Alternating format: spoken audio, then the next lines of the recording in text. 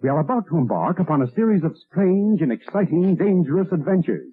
Adventures that will lead us to all parts of the world. Hello and welcome to another Bad Comic Review. This time we're looking at Red Sonja vs. the Army of Darkness, Issue 2. This is written by Tim Seeley, art by Jim Terry, colors by Carlos Badilla, letters by Jeff Eckleberry, edited by Joe Rybank. Cover's great by Bjorn Barends. I thought it was really well done overall. It's very, very red though. A couple extra colors might not have hurt, but lots of blood and gore on the cover. So if you like Army of Darkness, you're probably gonna like that. So Ash and Sonja are having to fight their way through a horde of deadites at this keep. Ash gets himself a little concussion, but Sonja decides to take him with her because he might be useful. Meanwhile, the lady that betrayed Sonja earlier may be having some second thoughts about the whole thing because she's starting to realize what was unleashed. When Ash comes to, they're at a tavern, and he is, of course, being Ash. And that's when things go horribly, horribly wrong, and the tavern is assaulted by an undead fairy tale creature. Don't let your kids read this book. It's a little dark. And that's more or less the crux of the issue. Not a whole lot happens to progress the storyline, but it was a surprisingly fun issue. So I'm not going to get too upset by the fact this is largely a sidetrack issue that doesn't really advance the plot a whole lot. The art is pretty rigid still. It's definitely not my favorite style. It's very blocky. Everybody looks like they have weird angled faces, but it's definitely not the worst I've ever seen out of Dynamite, and some of the action scenes looked really good. The artist has a very good comprehension of perspective and action, so I'm not upset with that. It's just not an art style I prefer, but I don't hate it as much as I did in issue 1, so I don't know if it's just kind of growing on me or I've come to accept lower quality art thanks to places like Marvel having lowered their standards significantly. But as far as books on the market, this was definitely more entertaining than most. A $5 price point is kind of high for any comic book on the rack, but it's got a nicer cardstock cover than most companies do, and it was a pretty fun story. So if you're looking for something interesting and fun to read and you like Red Sonja or the Army of Darkness, this is a pretty good installment. Hopefully the payoff is good. I do have the rest of the series here because this review got kind of delayed due to some technical problems on my end, but I am looking forward to reading issue 3. So that's always a good sign. So I didn't have a problem paying the cover price for it because it was more entertaining than most of what I've been reading, and it was actually a pretty fun adventure story, and it does seem to be actually trying hard to be entertaining. So I didn't have a problem with the fact that it's kind of a side quest tangent, but probably